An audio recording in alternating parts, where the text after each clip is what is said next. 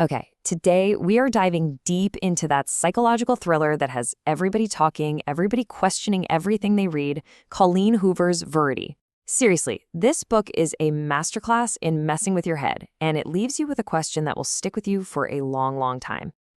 And this is it. This is the question right at the heart of the whole story. It's the hook that grabs you and absolutely refuses to let go. What if the most messed up, horrifying things a writer could ever dream up weren't made up at all? So let's meet our protagonist, Lowen Ashley. And when we meet her, she is at absolute rock bottom. She's a writer, but she's broke. Her mom just died. She's literally about to be evicted. She doesn't just need a lifeline, she needs a full-blown miracle. And then, out of nowhere, that lifeline appears. The literary superstar Verity Crawford has been in an accident. She's incapacitated, she can't write. So her husband, Jeremy, comes to Lowen with this insane offer. A ton of money to finish Verity's best-selling series.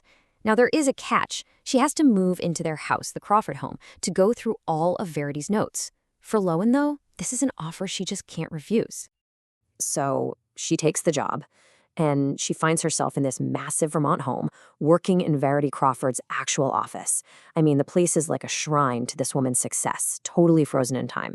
It's kind of inspiring, but you can probably guess it is also incredibly eerie.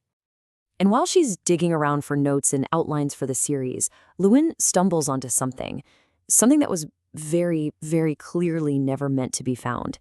It's a finished manuscript, an autobiography. It's hidden away, and the title alone just gives you chills. So be it. And get this. This is the author's note that greets her on the first page.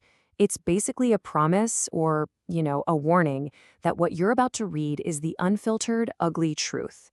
And as Lowen starts reading, she realizes Verity was not kidding. So as Lowen gets deeper into this manuscript, it starts painting this deeply, deeply disturbing picture of Verity. It all starts with her husband, Jeremy, and she doesn't describe it as love. Oh, no. It's a possessive, all-consuming obsession, and that obsession becomes the dark, twisted foundation for everything that comes next. The manuscript just reveals one horror after another. Verity writes that she saw her own kids as competition for Jeremy's attention. She admits to trying to harm them before they were even born. The confessions just keep escalating, from simple neglect all the way to a cold, calculated description of how she murdered her own daughter. And her feelings for her twin daughters are just chillingly different.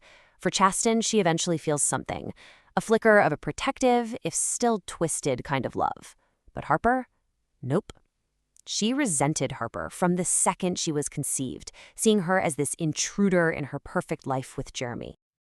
And this is her justification for murder. I mean, listen to this. After Chasten dies in an accident, Verity convinces herself that Jeremy is so full of grief, there's no room left for her. So her solution? She takes Harper out on a lake, deliberately flips their canoe, and makes it look like another horrible accident. The logic is just absolutely bone-chilling. Okay, so all of this is building up and up and up. Lowen is living in this house. She's developing feelings for Jeremy, who seems like this perfect, grieving husband, and she is just horrified. She cannot keep this secret anymore. She has to show him the manuscript. And then, just like that, everything seems to fall into place. The night Jeremy reads the manuscript, Verity dies. And now, Jeremy and Lowen are finally free.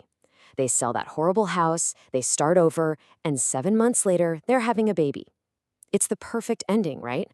Justice is served, the good guys win.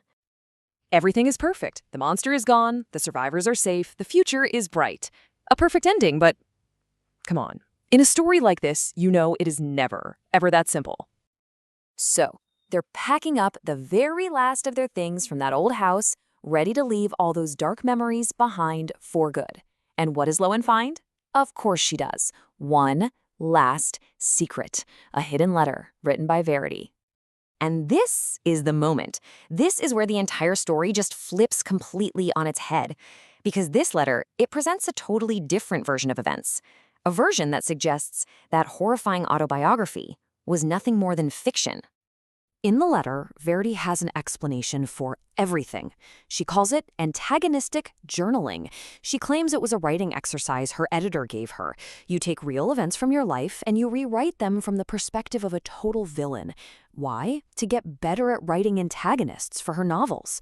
It was all just for practice, she insists. So just like that, you have two completely different realities. Story number 1, the manuscript is true, and Verity was a monster. Story number 2, the letter is true. The manuscript was fiction, Jeremy found it, believed every single word, and tried to murder Verity by causing her car accident. She claims she survived and has been faking her injuries this whole time out of pure terror. And that is where this story leaves you. Lowen and you, the reader, are stuck with this impossible choice. Was the autobiography a confession, or was it just a story? Was Verity the monster who wrote it? Or was Jeremy the monster who read it and decided to act on it? The book never gives you the answer. It just leaves you to figure out where the twisted truth really lies.